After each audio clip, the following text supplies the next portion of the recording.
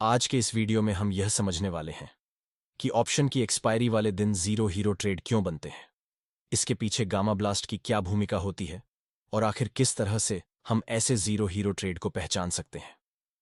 आज की तारीख में मार्केट में ज्यादातर इंडेक्स या स्टॉक की एक्सपायरी मंथली होती है, जबकि सिर्फ कुछ मेजर इंडेक्स जैसे निफ्टी 50 और सेंसेक्स की एक्सपायरी वीकली होती है। लेकिन फिलहाल एक्सपायरी होने के कारण बहुत से रिटेल ट्रेडर, जिनके पास कम पूंजी होती है, अपने छोटे कैपिटल से बड़ा पैसा बनाने के चक्कर में एक्सपायरी वाले दिन जीरो हीरो ट्रेड को चार्ट पर ढूंढते रहते हैं। लेकिन सच्चाई यह है कि इनमें से बहुत कम ट्रेडर ही प्रॉफिट बना पाते हैं, जबकि बहुत बड़ी संख्या में ट्रेडर्स को भारी नुकसान उठाना पड़ता है। यहां सबसे अहम बात यह है कि जो ट्रेडर प्रॉफिट में होते हैं और जो ट्रेडर लॉस में होते हैं, उन दोनों को ही यह साफ जानकारी नहीं होती कि आखिर एक्सपायरी के दिन किसी ऑप्शन का प्रीमियम कुछ ही समय में 10 रुपये से बढ़कर 100 रुपये तक कैसे पहुंच जाता है। इसके पीछे असली कारण क्या होता है, यह अधिकतर लोगों को पता नहीं होता। इसी वजह से बहुत से ट्रेडर एक्सपायरी डे पर ऑप्शन ट्रेडिंग को जुए की तरह करने लगते हैं और इसे जीरो हीरो ट्रेड का नाम दे देते हैं। इसीलिए आज के इस वीडियो में हम ये समझने वाले हैं कि ऑप्शन के प्रीमियम में अचानक होने वाले इस तेज उछाल के पीछे असली वजह क्या है। इसे समझने के लिए सबसे पहले हमें ऑप्शन के दो अहम ग्रीक्स यानी डेल्टा और गामा को समझना होगा। मान लीजिए निफ्टी 50 का स्पोर्ट प्राइस अभी 25,000 है और उसी समय 25,000 स्ट्राइक प्राइस के कॉल ऑप्शन का डेल्टा 0.50 है। अब अगर निफ्टी यहां से 100 पॉइंट बढ़कर 25,100 हो जाता है, तो इस कॉल ऑप्शन का प्रीमियम लगभग 100 गुना डेल्टा के बराबर बढ़ेगा। यानी 0.50 डेल्टा होने की वजह से ऑप्शन का प्रीमियम लगभग 50 पॉइंट बढ़ जाएगा। अगर आपने कभी ऑप्शन चेन को ध्यान से देखा होगा तो आपने यह जरूर नोट किया होगा कि out of the money options का डेल्टा वैल्यू आमतौर पर 0.00 से 0.50 के बीच रहता है। एट द मनी ऑप्शंस का डेल्टा लगभग 0.50 के आसपास होता है, जबकि इन द मनी ऑप्शंस का डेल्टा 0.50 से लेकर 1 तक चला जाता है। कॉल ऑप्शंस का डेल्टा हमेशा पॉजिटिव होता है और पुट ऑप्शंस का डेल्टा हमेशा नेगेटिव में गिना जाता है। लेकिन यहां सबसे जरूरी सवाल यह है कि क्या डेल्टा का वैल्यू हमेशा फिक्स रहता है? इसका जवाब है नहीं। डेल्टा समय के साथ साथ बदलता रहता है और इसी बदलाव के पीछे गामा का बहुत बड़ा रोल होता है। यही गामा एक्सपायरी डे पर ऑप्शन के प्रीमियम में अचानक होने वाले ब्लास्ट की असली वजह बनता है। अब इसे समझने के लिए आपको गामा को समझना होगा। मान लीजिए निफ्टी 50 का स्पोर्ट प्राइस 2500 है। अगर इस प्राइस में 100 पॉइंट का मूव आता है और इस स्ट्राइक प्राइस के कॉल ऑप्शन का डेल्टा वैल्यू अभी 0.50 है, साथ ही उसी ऑप्शन का गामा वैल्यू 0.008 है, तो अगर निफ्टी यहां 100 पॉइंट बढ़ने से गामा का वैल्यू 100 मल्टीप्लाई गामा वैल्यू इस तरीके से गामा का वैल्यू बढ़ेगा और गामा बढ़ेगा तो डेल्टा का वैल्यू भी उसके साथ बढ़ेगा, जिससे ऑप्शन का प्रीमियम भी उसी तरीके से इंक्रीज होगा।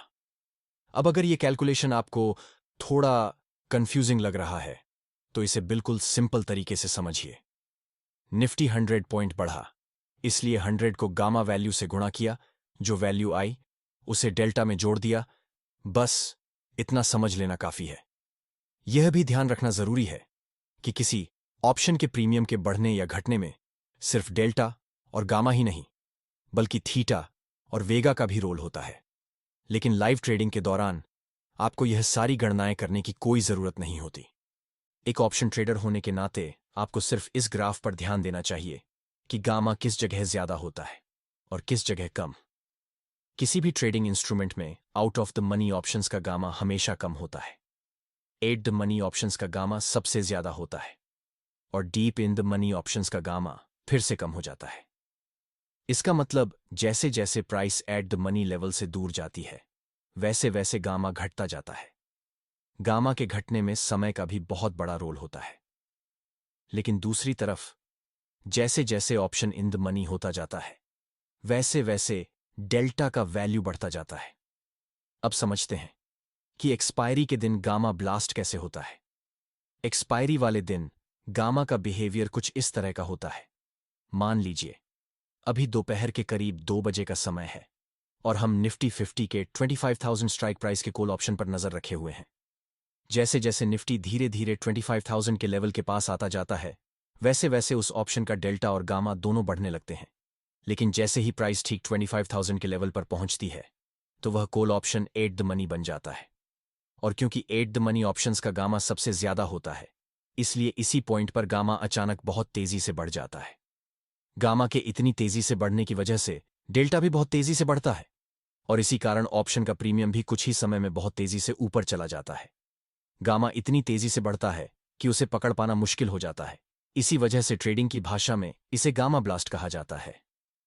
यही कारण है कि एक्सपायरी के आखिरी कुछ घंटों में आपको ऑप्शन प्रीमियम के चार्ट पर बड़े बड़े स्पाइक्स देखने को मिलते हैं, जहां कुछ रुपये में ट्रेड होने वाला ऑप्शन अचानक कई गुना ऊपर चला जाता है।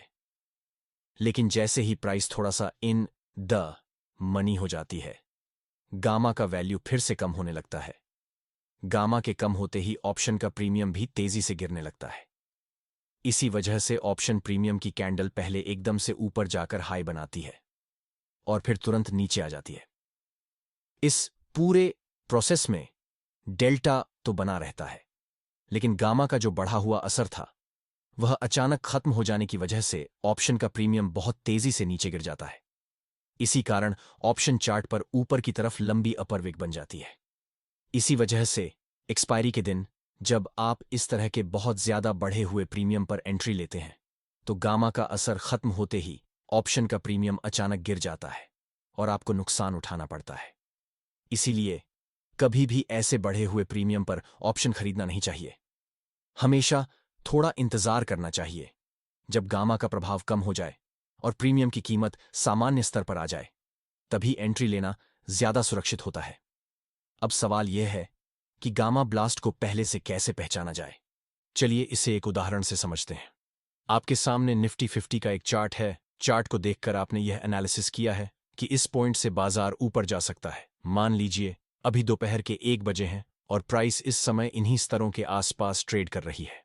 हमारे एनालिसिस के अनुसार बाजार ऊपर जाने वाला है, इसलिए हम यहां कॉल ऑप्शन खरीदने की सोच रहे हैं। इस स्थिति में चार्ट पर जो लेवल है, वही at the money strike price माना जाएगा। इसके नीचे वाले strike price in the money होते हैं और इसके ऊपर वाले सभी strike price out of the money होते हैं। जैसे जैसे हम एट द मनी लेवल से दूर जाते हैं, वैसे वैसे हम डीप इन द मनी या deep out of the money में पहुंचते हैं। अब हमारे एनालिसिस के अनुसार बाजार यहां 25,000 के लेवल को तोड़कर ऊपर जा सकता है। इसलिए हम सीधे एट द मनी ऑप्शन खरीदने के बजाय उससे थोड़ा ऊपर यानी 25,050 के कॉल ऑप्शन को खरीदने का फैसला करते हैं। इसका कारण यह है कि इस ऑप्शन का प्रीमियम कम होता है, जिससे हमें ज्यादा पूंजी लगाने की जरूरत नहीं पड़ती। साथ ही इस समय इस ऑप्शन का गामा भी कम होता है। अब जैसे ही बाजार हमारे एनालिसिस के अनुसार ऊपर बढ़ता है और 25,050 के लेवल को पार करने की कोशिश करता है, वैसे ही यह ऑप्शन एट द मनी के करीब आने लगता है। जैसे ही ऐसा होता है, गामा का वैल्यू तेजी से बढ़ता है। गामा के बढ़ते ही डेल्टा भी तेजी से बढ़ता है और इसी वजह से ऑप्शन का प्रीमियम बहुत तेजी से ऊपर जाने लगता है। इसी तरीके से हम गामा ब्लास्ट को पकड़कर अच्छा मुनाफा बना सकते हैं। लेकिन यहां मैं आपसे एक बहुत जरूरी बात कहना चाहता हूं। इस तरह के ट्रेड में जीत की संभावना बहुत कम होती है, इसलिए कभी भी अपनी पूरी पूंजी के साथ जीरो हीरो ट्रेड नहीं करना चाहिए। ऐसा करने से आप एक ही दिन में अपनी पूरी पूंजी गंवा सकते हैं। साथ ही केवल सस्ता प्रीमियम देखकर deep out of the money option कभी भी नहीं खरीदना चाहिए, क्योंकि ऐसे ऑप्शंस में सिर्फ समय मूल्य यानी थीटा ही बचा होता है। अगर बाजार थोड़ी देर के लिए भी साइडवेज हो गया, तो आपका प्रीमियम शून्य होने की संभावना बहुत ज्यादा होती है। इसी छोटी सी बात को कुछ लोग जीरो हीरो रणनीति का नाम देकर इसे बेवजह जटिल बना देते हैं। अगर आपको हमारा कंटेंट पसंद आता है तो लाइक करें और सब्सक्राइब करना भूलें।